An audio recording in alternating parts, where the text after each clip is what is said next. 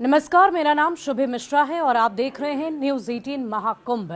दुनिया का सबसे बड़ा धार्मिक समागम महाकुंभ 2025 को लेकर श्रद्धालुओं में गजब का उत्साह है। महाकुंभ के दौरान संगम तट पर स्नान का बहुत ही विशेष महत्व होता है। प्रयागराज में गंगा, यमुना और सरस्वती इन तीन पवित्र नदियों का संगम है, जिसे त्रिवेणी संगम भी कहा जाता है। महाकुंभ में आए श्रद्धालु संगम तट पर बिना नहाए नहीं जाते हैं। मान्यता तो ये भी है कि यहाँ स्नान करने से पुण्य की प्राप्ति होती है। आए दिन हम गंगा और यमुना नदी के बारे में सुनते रहते हैं, लेकिन सरस्वती नदी के बारे में बहुत कम चर्चा होती है। इस वीडियो में हम आपको सरस्वती नदी के बारे में पूरी विस्तार से जानकारी देंगे।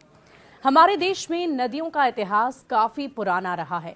ये नदियां आर्थिक और संस्कृति के इतिहास में महत्वपूर्ण योगदान देती है। भारत में आज लगभग 200 नदियां हैं और अभी हम आपको सरस्वती नदी के बारे में विस्तार से बता रहे हैं, जिसका नाम आपने किताबों में जरूर पढ़ा या सुना होगा या लोगों से भी सुना होगा, लेकिन असल जिंदगी में बहते हुए इसे नहीं देखा होगा।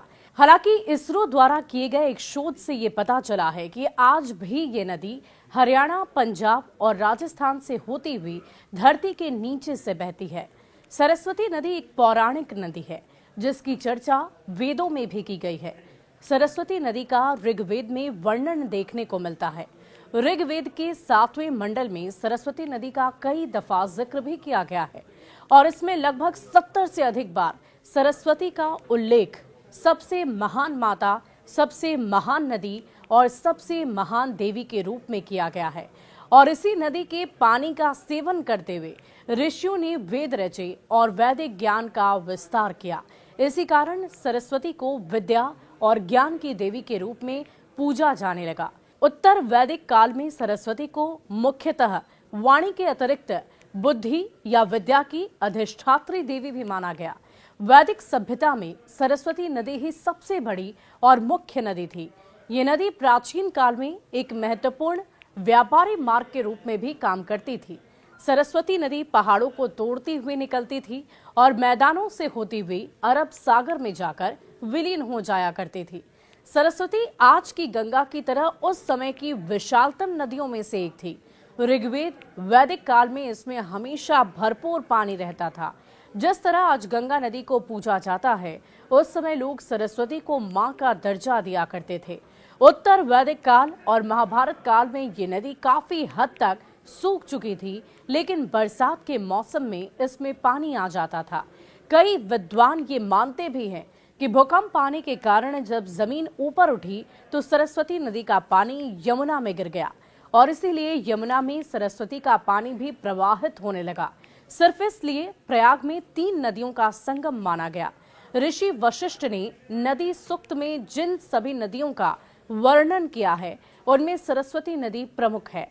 ऋषि वशिष्ठ ने सरस्वती नदी को न केवल भौगोलिक नदी के रूप में, बल्कि एक दैवी शक्ति के रूप में और ज्ञान की अधिष्ठात्री देवी के रूप में वर्णित किया है।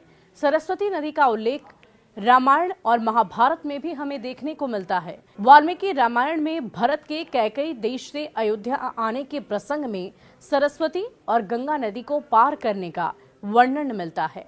सरस्वती नदी के तटवर्ती सभी तीर्थों का वर्णन महाभारत में शल्य पर्व के 35वें से 54वें अध्याय तक विस्तार से किया गया है। इन स्थानों की यात्रा बलराम ने की थी। जिस स्थान पर मरुभूमि में सरस्वती लुप्त हो गई थी, उसे विंशन कहा जाता था। महाभारत के अनुसार सरस्वती नदी हरियाणा में यमुनानगर से थोड़ा ऊपर और शिवालिक पहाड़ियों से थोड़ा सा नीचे आदि बद्री नामक स्थान से निकलती थी और आज भी लोग इस स्थान के तीर्थ स्थल के रूप में इसको मानते हैं और वहां पर पहुंचते भी हैं, जाते भी हैं। लेकिन आज आदि बद्री वाले स्थान से बहने वाली नदी बहुत दूर तक नहीं जाती। एक पतली धारा की तरह जगह जगह पर दिखाई देने वाली इस नदी को ही लोग सरस्वती नदी समझते हैं और इसी नदी के किनारे ब्रह्मावर्त और कुरुक्षेत्र था, लेकिन आज वहां जलाशय है। पौराणिक कथाओं के अनुसार ये भी माना जाता है कि महाभारत काल में सरस्वती नदी को दुर्वासा ऋषि से ये श्राप मिला था कि वो कलयुग आने तक लुप्त हो जाएंगी। कल के अवतार के बाद ही उनका धरती पर आगमन होगा। तब सरस्वती नदी में स्नान कर लेने भर से व्यक्ति को सुखों की प्राप्ति होगी। और आज के संदर्भ में जानकार ये बताते हैं कि सरस्वती नदी भौतिक रूप से विलुप्त हो चुकी है, लेकिन इसके अवशेष और भूगर्भीय प्रमाण भारत के विभिन्न अंगों में पाए गए हैं। राजस्थान के ऐतिहासिक और सांस्कृतिक शहर बीकानेर का भी सरस्वती नदी से जुड़ाव रहा है। विशेषज्ञों के अनुसार भूगर्भीय अध्ययनों और ऐतिहासिक संदर्भों से ये पता चलता है कि प्राचीन समय में सरस्वती नदी का प्रवाह थार के मरुस्थल से होकर गुजरा करता था और इसी थार क्षेत्र का हिस्सा बीकानेर है। आजकल सरस्वती नदी के अवशेष गुजरात और राजस्थान में पाए जाने लगे हैं। हजारों साल पहले विलुप्त हुई इस नदी की खोज के लिए हरियाणा सरकार ने भारी निवेश किया है। 2017 में राज्य सरकार ने कुरुक्षेत्र विश्वविद्यालय में सरस्वती नदी पर अनुसंधान उत्कृष्टता केंद्र CIRSR की स्थापना की थी और इसके अलावे केंद्र सरकार व अन्य राज्य सरकारें भी सरस्वती नदी की खोज के लिए प्रयासरत रहते हैं।